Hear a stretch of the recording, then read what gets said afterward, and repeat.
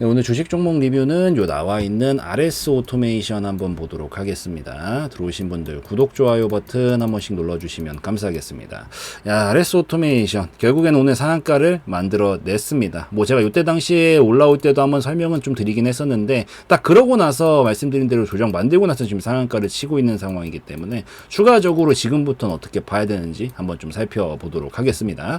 우선 오늘 이슈가 있죠. RS 오토메이션이야 로봇 관련된 테마로 엮여져 있고 이번에 초소형 로봇 4축 제어 드라이브를 출시를 한다 이런 소식이 나오게 되면서 급등세를 보였다라고 좀 보시면 돼요. 그래서 로봇 4축을 동시에 제어할 수 있는 초소형 드라이브 요거를 출시를 한다라고 밝혔다라고 합니다.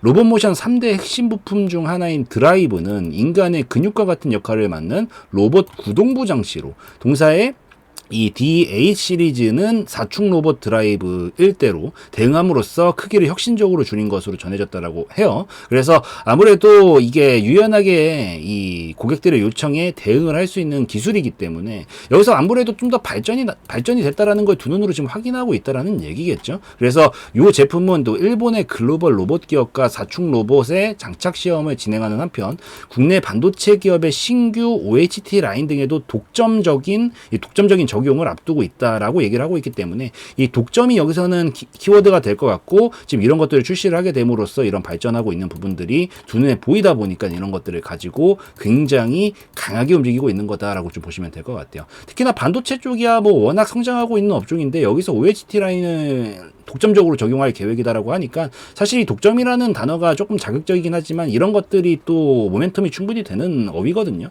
그래서 이런 것들을 토대로 강하게 지금 움직임을 보여주고 있는 거고 앞으로도 이슈를 가지고 계속해서 끌고 나갈 가능성이 굉장히 높다라고 보인다라는 점 그거까지 좀 같이 체크하시고 보시면 좋을 것 같아요. 그래서 뭐 이슈는 여기까지 얘기하고 이제 그림 기술적으로 들어가서 좀 살펴볼 건데 우선 제가 이때 당시에 이제 설명을 드렸던 것들이 좀 있었어요. 뭐 직전 영상 보시면 있으니까 투자대학 RS 오토메이션 이렇게 치셔가지고 뭐 지난달에 올려드렸으니까 그거 보고 오시면 되는데 이게 항상 말씀드리지만 이 이전에 있었던 딱 봐도 중요한 이런 뭐 52주 신고가라든가 이런 자리들을 건드려 보면서 역대급 거래량을 뽑았다라는 건 분명히 변화를 나타낸다라고 진짜 제가 누누이 몇 번이나 강조를 하면서 말씀을 드립니다. 지난 뭐 1년이 넘는 시간 동안 이런 것들 나오면 제가 계속 다뤄드리면서 설명을 드리고 있어요.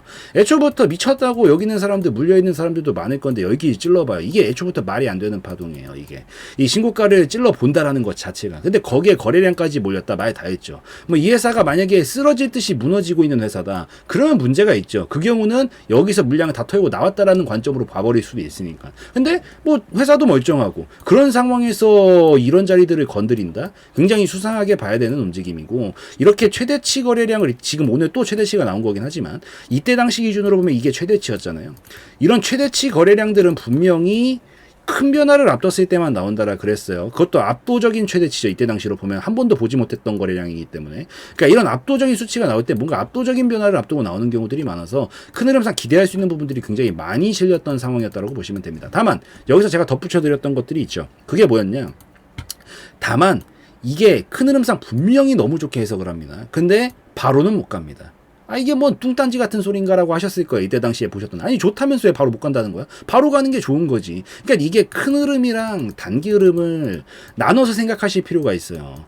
큰 흐름 속에서 좋다는 게 단기 흐름상 무조건 좋다라는 건 아니에요. 반대로 단기 흐름상 아무리 좋아도 큰 흐름까지 연결을 못 시키면은 큰 흐름 관점에서 안 좋게 될 수도 있는 거고 이걸 나눠서 보셔야 된다고요. 아무리 저 바깥에서 봤었을 때 예를 들어서 이런 거죠. 우리가 뭐 요즘 저기 뭐 화성 가자 막 이런 얘기들 하잖아요. 진짜로 막 저기 이제 우리가 이 지구가 아니라 화성에서 살아야 된다 뭐 이런 얘기들 저기 뭐 테슬라 CEO 이제 일론 머스크 막 화성으로 이주해야 된다 막 이런 얘기들 하면서 그러니까 이게 겉에서 화성을 봤었을 때 물론 이건 실제와는 좀 다른 얘기예요. 지금부터 하는 얘기는 겉에서 화성을 봤었을 때 아니면 목성을 봤었을 때 와 저 행성 진짜 크다.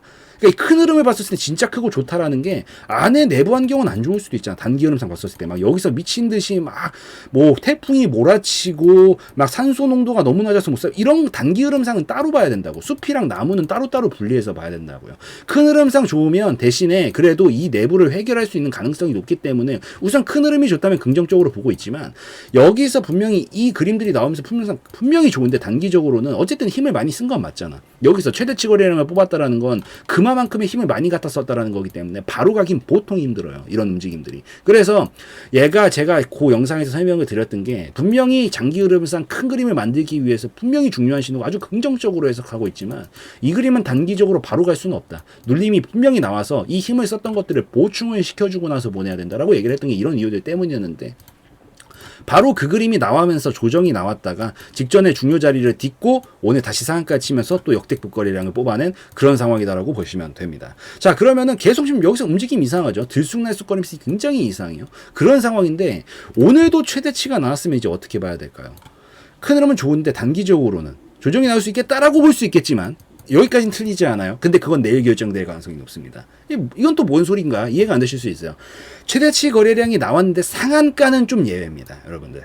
상한가로 최대치 거래량이 나왔는데 그걸 상한가까지 말았다라는 건 이 모든 물량이 시장가로 잡아먹는 데 갖다 썼을 가능성이 높다라는 얘기예요. 이 경우는 좀 달라요. 그래서 상한가만 논외로 둡니다. 상한가가 아니고 오늘 꼬리가 달렸다? 꼬리가 달리면서 이렇게 양봉이 만들어진 움직임이다? 바로 눌러줬을 가능성이 높습니다. 근데 상한가는 좀 논외 변수로 봐야 돼요. 그래서 아마 상한가는 보통 80-90% 확률로 다음날 갭상승을 띄고 시작을 합니다. 그래서 오늘 지금 끝까지 시간에도 잘 지켜줬다라고 하면은 요 윗라인 있죠. 우선 여기를 넘어가면 시작이거든요. 여기 24,000원짜리를 넘어가면 시작이에요. 이때서부터. 근데 내일 달렸습니다. 그 움직임이. 내일 갭상승을 띄워놓고 이 24,000원짜리를 이격을 벌려줘야 돼요. 바로 시간 지체시키지 않고 이격을 벌리면서 넘어가는 파동이 나온다면 바로 큰 흐름을 그대로 돌파시키고 이건 오히려 추진력을 얻는 반응으로서 나오게 되는 거고요. 내일 만약에 24,000원대 구간을 건드려. 근데 자꾸 시간이 지체되고 막 꼬리가 달린다는 얘기겠죠. 꼬리가 달리면서 시간이 지체되는데 아마 이쯤 되면 내일 거래량 엄청 크게 나올 거거든요. 아마 오늘 것마저도 넘어버릴 수도 있어요.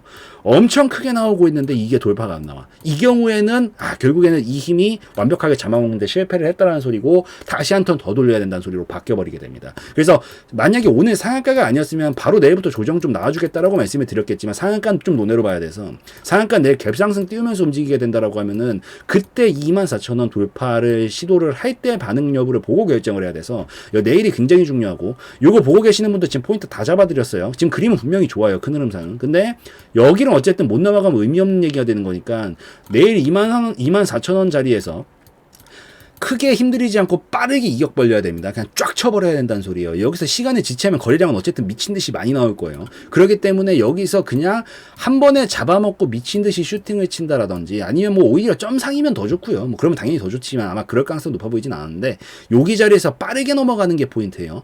조금이라도 꼬리가 달리고 조금이라도 시간이 지체되면 거래량은 미친 듯이 나오고 있을 거란 얘기예요. 분명히 그 소리는 결국 매도 물량이 나오고 있다는 얘기입니다. 단기적으로. 그 경우엔 바로 뒤도 돌아보지 말고 우선 분할익절부터 챙기셔야 돼요. 근데 그게 아니고 그냥 무슨 완전히 저기 F1 레이싱카 뭐 경기하는 것만 확 까버리면서 그냥 한 번에 밀어버린다. 그 경우에 그냥 홀딩 하시면서 보셔도 됩니다. 그래서 그거 기억만 하시면서 중간 대응 한번 해야 될 수 있으니까 그거 하나 체크를 하시고 그 다음에 여기는 그러면 1차 목표가 지점이 될 수 있겠죠. 어떻게 보면은 내일 반응 여부에 따라 갈릴 수 있겠지만 그래서 24,000원 기억을 해두시고 그 다음에 만약에 제끼고 넘어가는 성공을 했다. 그럼 이제 요거죠. 요 파동. 요게 지금 올라오고 나서 횡보로 넘어가면서 이 파동 하나 그려놓고 있는 거잖아요.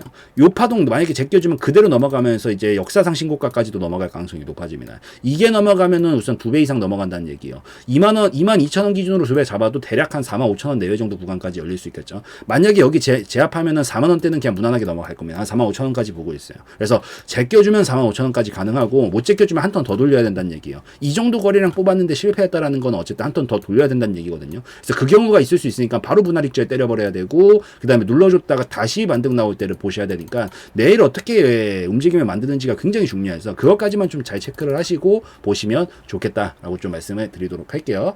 그래서 이 정도면 충분히 이해되셨을 것 같으니까 여기까지 해서 말씀드리고 마무리 짓는 걸로 하고요. 오늘 영상에서의 내용은 저의 개인적인 견해였으므로 참고용으로만 보시라고 말씀드리고 마무리 짓도록 하겠습니다.